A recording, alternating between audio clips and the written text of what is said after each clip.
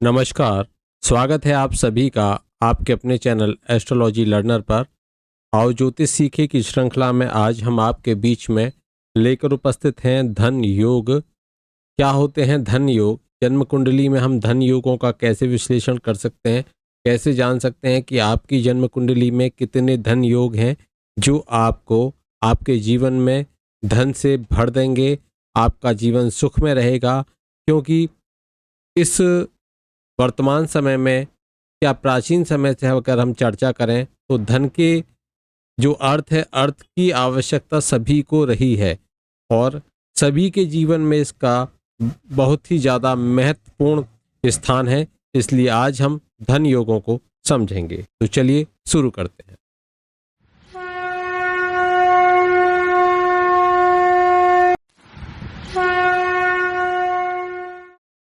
महत्वपूर्ण धन योगों की हम चर्चा करेंगे। वर्तमान में अभी आपके सामने मेष लग्न की जन्म कुंडली है और हम जो सूत्र समझाते चलेंगे उसी के आधार पर जन्म कुंडलियों को भी, यहाँ जो लग्न है लग्न को भी बदलते हुए आपको समझाते हुए चलेंगे।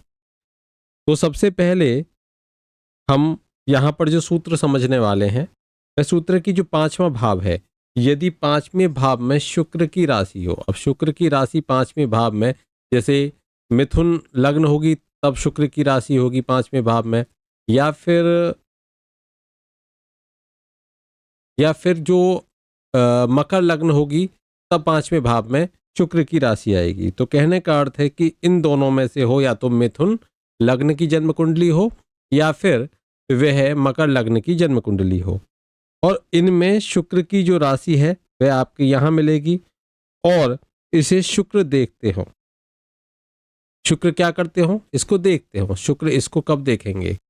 शुक्र इस भाव को कब देखेंगे? क्योंकि शुक्र से केवल सप्तम दृष्टि से देखते हैं, तो शुक्र जब यहाँ बैठे होंगे एकादश भाव में तब वह देखेंगे। ठीक है।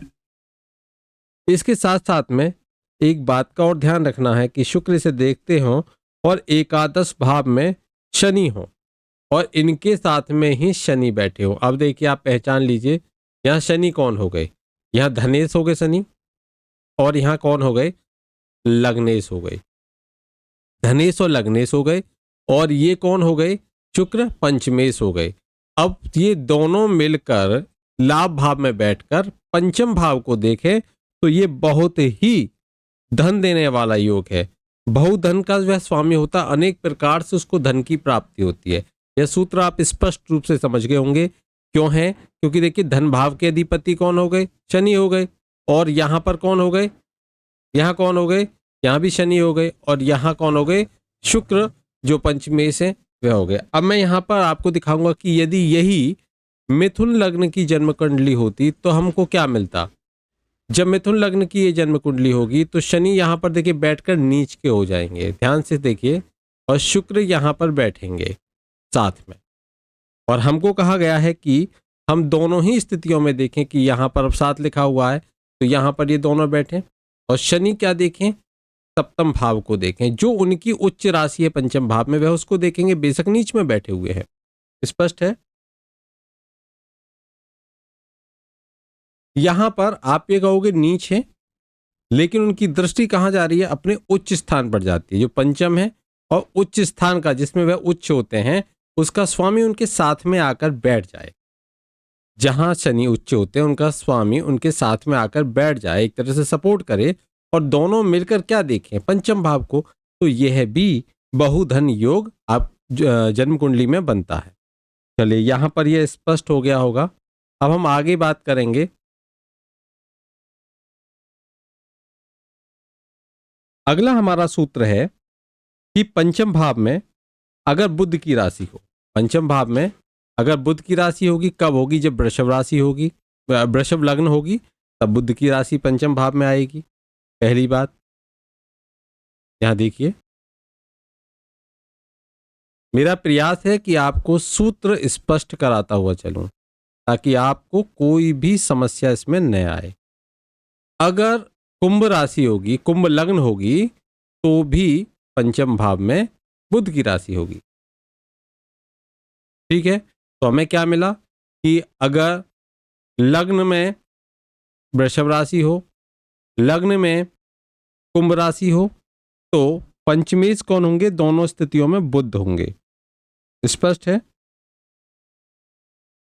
और यहां पर इस पंचम भाव में बुध की राशि भी आ गई और साथ ही साथ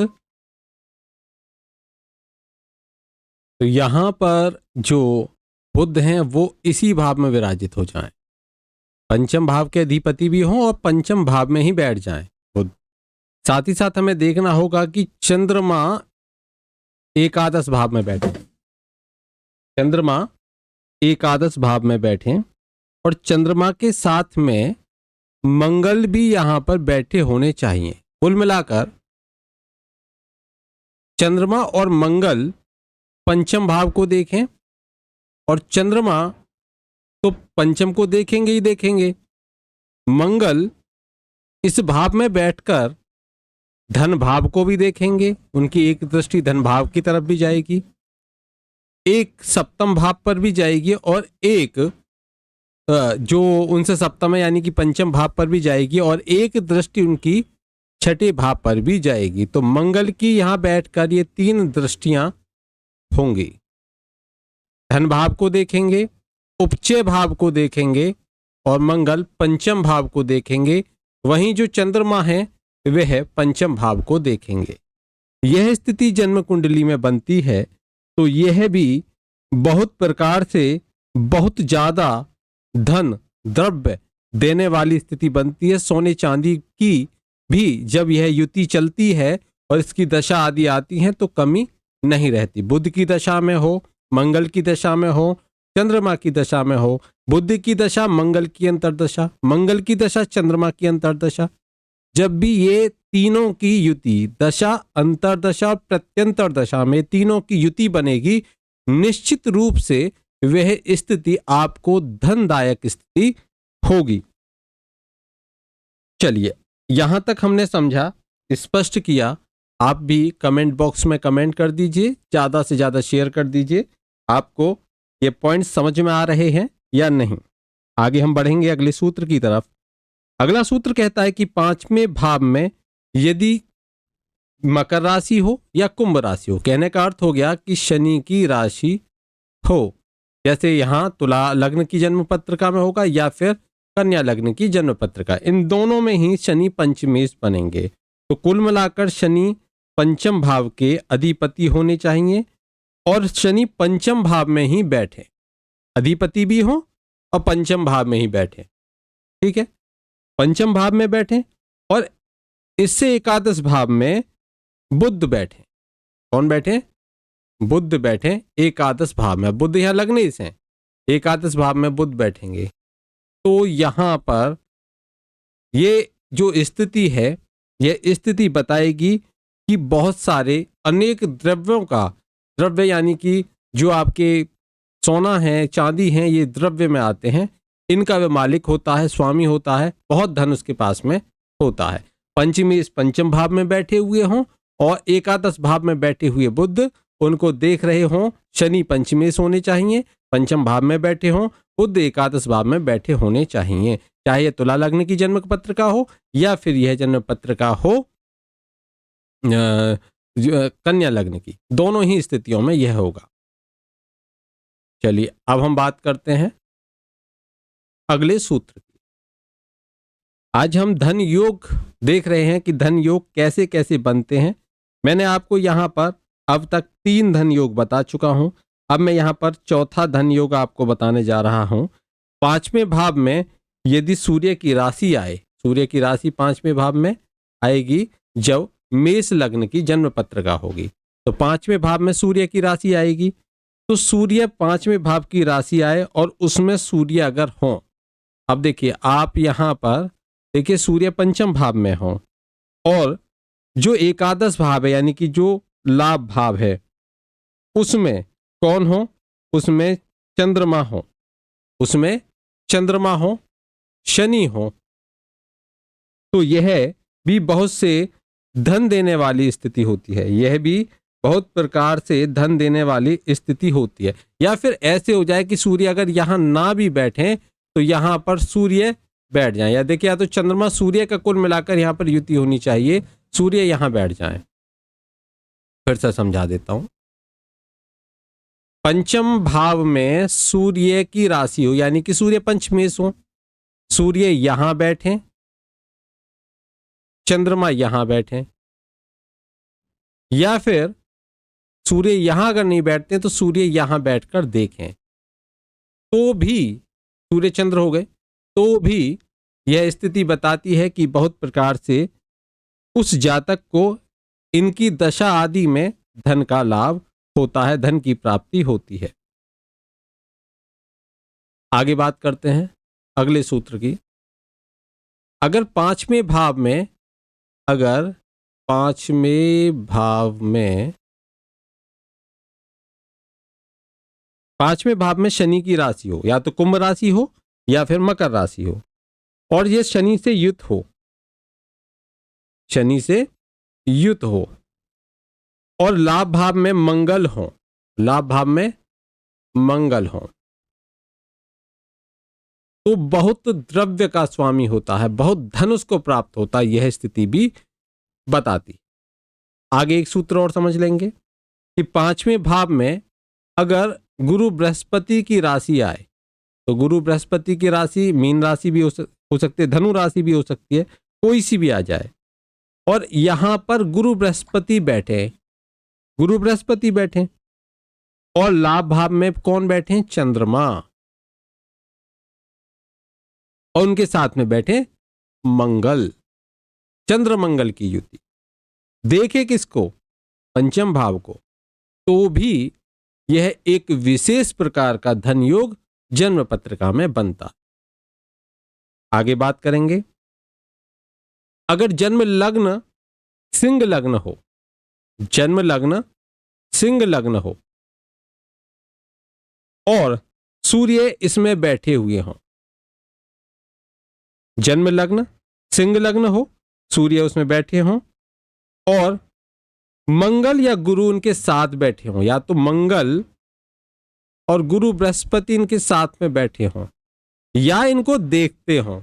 अब देखें कहीं से भी, इनकी आठवीं दृष्टि भी चलती है, अगर मंगल यहां बैठेंगे तब भी देखेंगे, मंगल यहां बैठेंगे तब भी देखेंगे, और मंगल 1 2 3 4 मंगल यहां बैठेंगे तब भी देखेंगे। ठीक है, ये तीन स्थितियां, गुरु बृहस्पति यहां बैठेंगे तो 1 2 3 4 5 6 7 8 9 तो देखेंगे, गुरु यहां बैठेंगे तो देखेंगे। ठीक है, लग्न को गुरु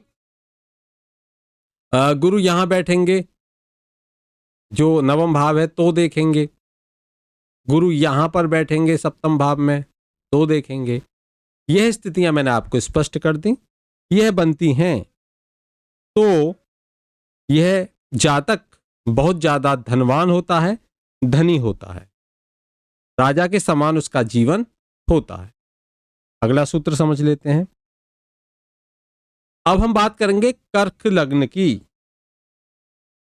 अब कर्क लग्न की बात करें और चंद्रमा लग्न में ही विराजित हो जाए, लग्न से युत हो जाए, और यहां पर गुरु और मंगल इनको देखें, गुरु और मंगल इनको देखें या इनके साथ बैठे, तो मंगल बैठ जाए साथ में, गुरु बैठ जाए साथ में, या फिर देखें। अब देखने की मैंने आपको स्थितियां अभी बताई थी, मंगल यहां बैठेंगे तब देखेंगे, यहां बैठेंगे सप्तम में बैठेंगे तब देखेंगे, मंगल दसम में बैठेंगे तब लग्न को देखेंगे। ऐसे ही गुरु जब पंचम में बैठे, नवम में बैठेंगे तब देखेंगे, पंचम में बैठेंगे तब गुरु देखेंगे, और सप्तम में बैठेंगे गुरु तब देखेंगे लग्न को। यह स्थितियां यदि बनती हैं तो जातक बहुत धनवान होता है, खूब धन होता है उसके पास में, पैसे की कोई शॉर्टेज उसको देखने को नहीं मिलती।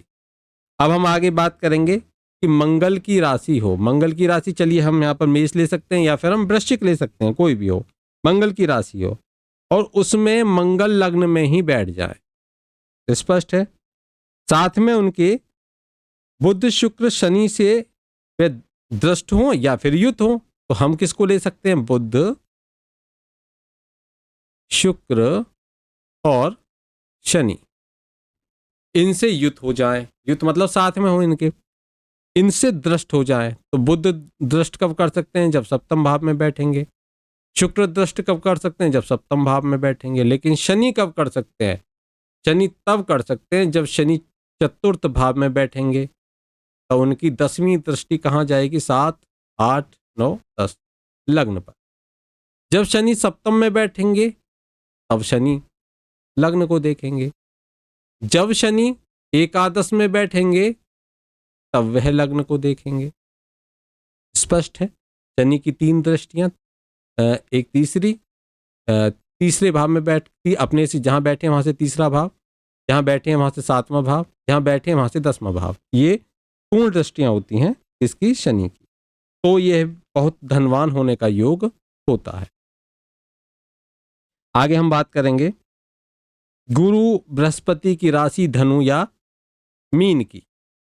तो अगर गुरु की राशि है और यहां पर गुरु लग्न में हो, तो गुरु बृहस्पति लग्न में बैठे, या लग्न में बैठे और बुध मंगल से ये युत हो या दृष्ट हो। बुध साथ में बैठे हों, मंगल साथ में बैठे हों, या इनसे दृष्ट हों, तो बुध से दृष्ट जब होंगे जब ये सप्तम में बैठेंगे। मंगल भी सप्तम, षष्ठ भाव और दसम भाव में बैठकर इनको दृष्ट करेंगे, देखेंगे। तो भी यह धनी होने का योग होता है। आगे बात करेंगे अब मिथुन या कन्या को ले लीजिए, जो बुध की राशि है। यहां पर बुध लग्न में ही बैठे हों, लग्न में ही बैठे हों बुध, और शनि शुक्र से युत हों या दृष्ट हों। शनि और शुक्र से युत हों या दृष्ट हों। शुक्र दृष्ट जब करेंगे जब सप्तम भाव में बैठे होंगे। शनि जब करेंगे जब शनि कहाँ बैठे होंगे? जब चतुर्थ भाव में बैठे होंगे, या शनि बैठे होंगे एकादश भाव में, या शनि बैठे हुए होंगे सप्तम भाव में। स्पष्ट है?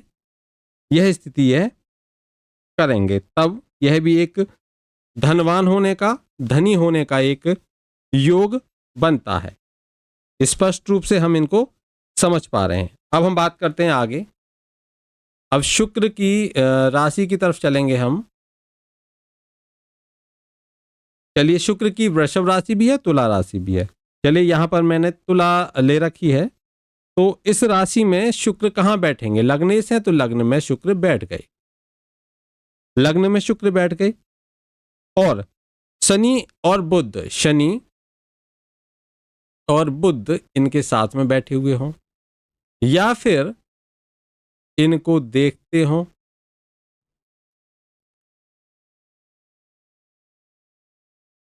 इन स्थानों पर ये ग्रह बैठकर देख सकते हैं। जन्म कुंडली का पूर्ण रूप से विश्लेषण कर लीजिए। मैं आपको एक एक सूत्र स्पष्ट करने का प्रयास करता हूं, तो यहां आप इनको समझते चलिए। यहां पर हम स्पष्ट हो चुके हैं, यह भी एक धनवान होने का, धन प्रदायक योग होता है। अब एक बात आप और ध्यान रखिए, एक सूत्र और मैं आपको बता देता हूं, किसी भी लग्न पर बता देता हूं। जो ग्रह भाग्येश और पंचमेश से युत या दृष्ट होते हैं, भाग्येश या पंचमेश, ये भाग्येश होता है इस स्थान का स्वामी, और इस स्थान का स्वामी पंचमेश होता है। अब जैसे यहां पर शनि हो गए और यहां पर बुध हो गए तुला लग्न में, ठीक है। तो कोई भी ग्रह अगर इनके साथ बैठे, इसके शनि के साथ में, बुध के साथ में, भाग्येश पंचमेश से युत हो या दृष्ट हो, तो अपनी दशांतर दशा में शुभ फल देने वाला होता है। और जो ग्रह, ध्यान दीजिए, अष्टमेश षष्ठेश और व्यय यानी कि त्रिक के साथ में, त्रिक भाव, ये त्रिक भाव है, इन त्रिक भावों के साथ में युत होते हैं और मार्केश अपने समय पर दुख देते हैं, और मार्केश जो होंगे वे अपने समय पर क्या देंगे? दुख देने का कार्य करते हैं। और इस प्रकार से आज हमने जो महत्वपूर्ण धन योग थे उनको आज स्पष्ट रूप से समझ लिया है। आज के लिए इतना ही। आगे मैं आपको बताऊंगा कि दरिद्र योग क्या होता है और किस किस तरीके से वह जन्म कुंडली में बन सकता है, कैसे हम उसका विश्लेषण कर सकते हैं।